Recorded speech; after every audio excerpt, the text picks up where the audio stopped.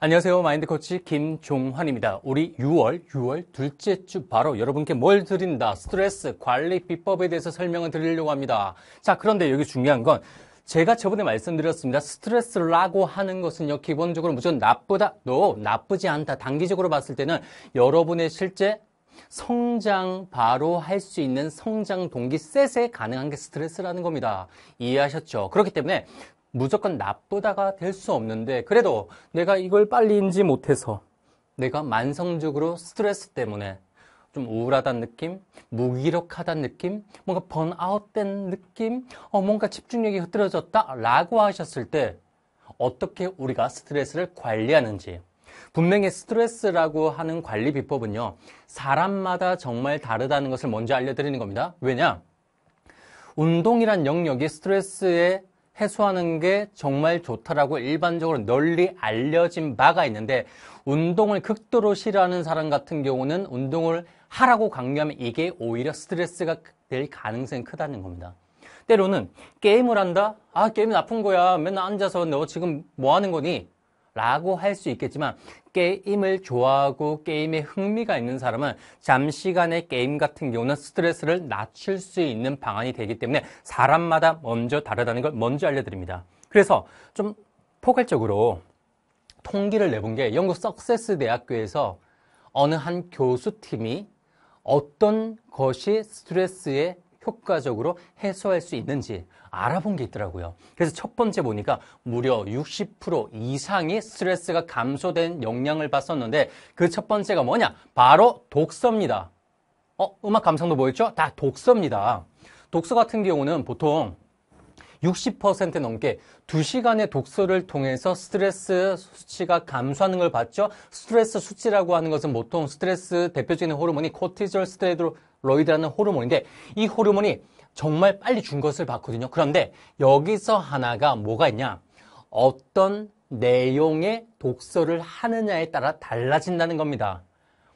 어떤 사람은 SF식으로, 어떤 사람은 문학 작품을 통해서, 어떤 사람은 자기 개발용으로 만들어진 서적이겠죠? 그래서 이러한 영역을 통해서 낮아지기 때문에 여러분께 스트레스 관리하는 비법 중에 하나가 뭡니까? 독서를 적극적으로 추천을 드립니다.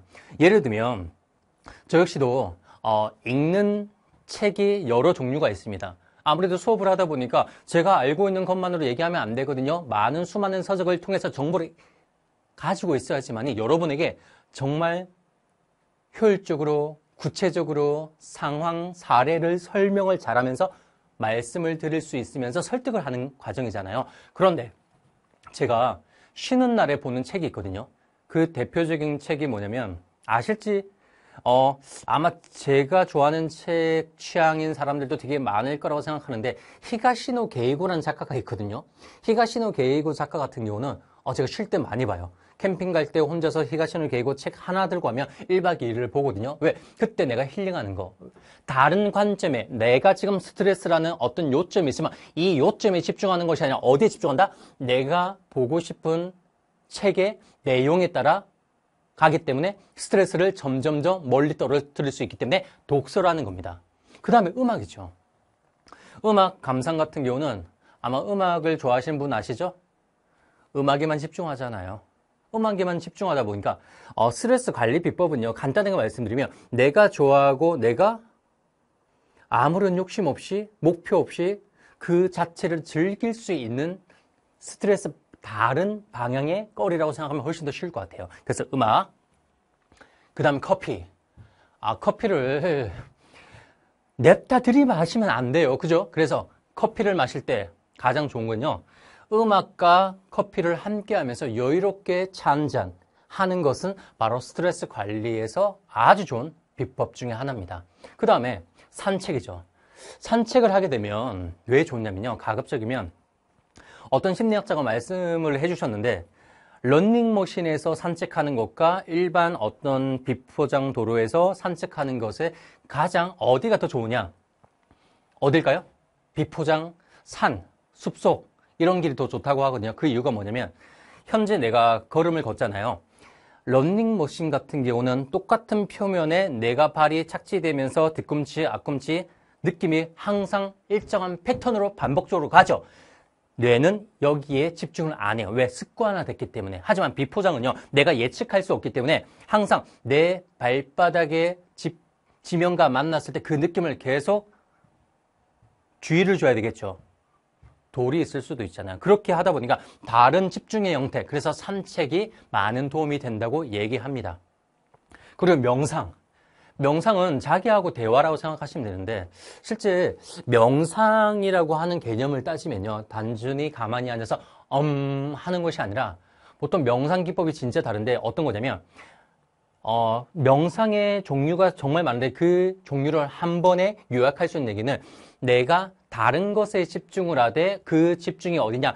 내가 평소에 느끼지 못했던 부분에 집중을 하는 거죠. 건포도 명상이라고 있는데 건포도 그 표면 자체가 되게 주름이 많이 졌잖아요. 그래서 엄지하고 검지에 딱 넣으면서 계속 내 엄지와 검지에 모든 집중을 하면서 내 손가락 지문이 건포도 표면과 만났을 때 하나하나 세세하게 그 느낌을 뭐든지 집중하는 거. 이것 자체가 명상이라고 생각하시면 됩니다.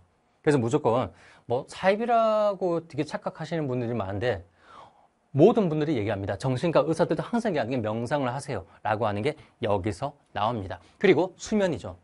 충분한 수면. 우리 수험생 여러분 같은 경우는 수면을 되게 너무 나쁘게 얘기하시는 분들이 많은데 옛날에도 그런 말이 있잖아요. 일찍 일어나는 새가 벌레를 잡는다. 일찍 일어나면 죽을 확률이 더 크죠. 그 다음에 몇 시간 자면 내 여친의 얼굴이 바뀐다. 남친의 얼굴. 이거는 제가 정말로 반대하는 건데 충분한 수면이 있어야지만이 뇌 신경세포가 다시 회복을 하면서 되살아나면서 재생을 하면서 재생 능력이 생기면서 학습을 할 수 있는데 수면이 점점 부족하게 된다면요. 면역력도 떨어져요.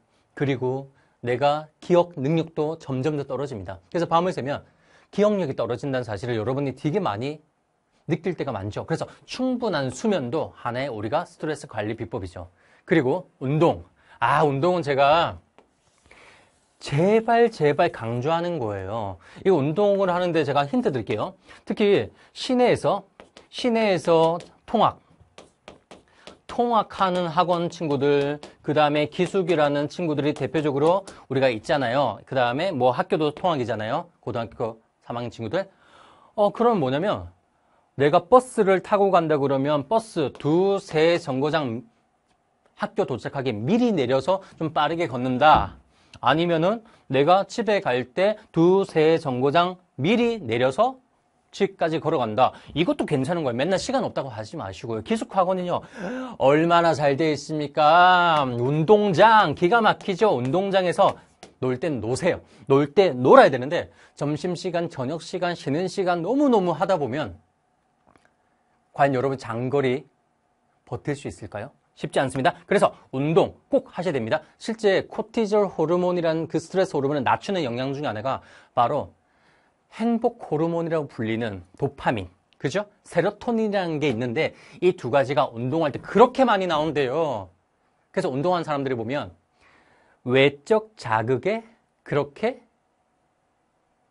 별로 상처를 안 받는답니다. 왜? 뇌 호르몬 영역이기 때문에. 그리고 마지막 사회적 활동.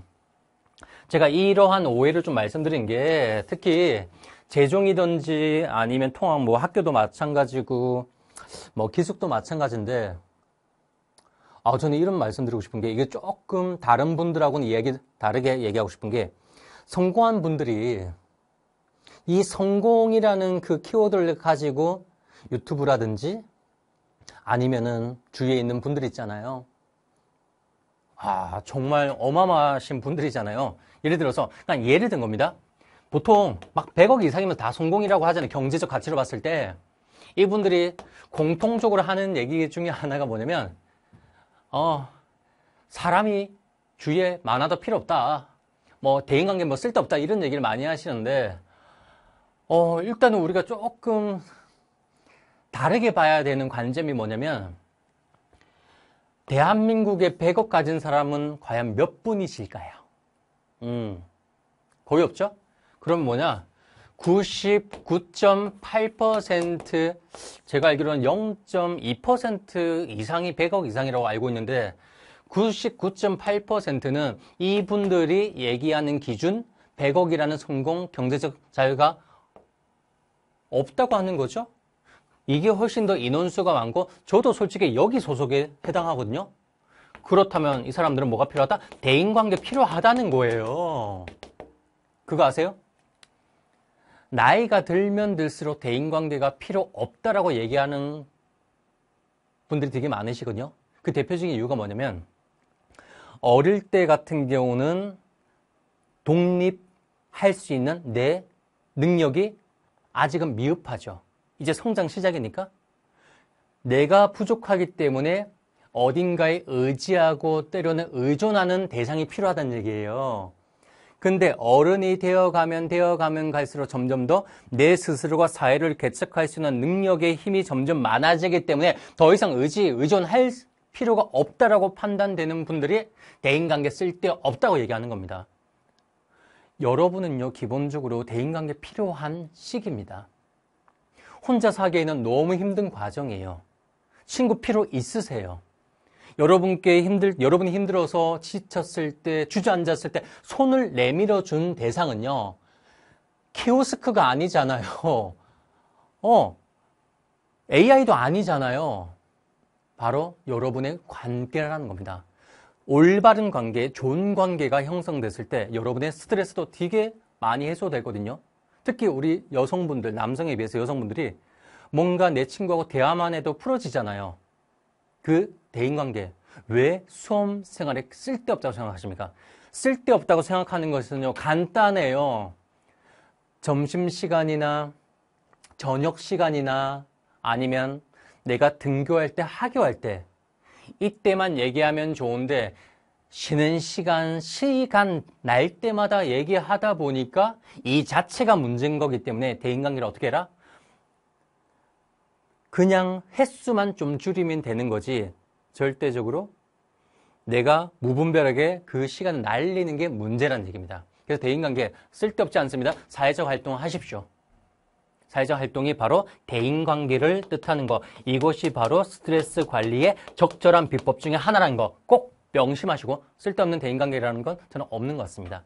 꼭 명심하시고요. 자, 오늘은 스트레스 관리 비법 포인트를 여러분께 말씀드렸습니다. 스트레스 이제부터 빠이빠이 여기까지 하겠습니다. 마인드 코치 김종환이었습니다.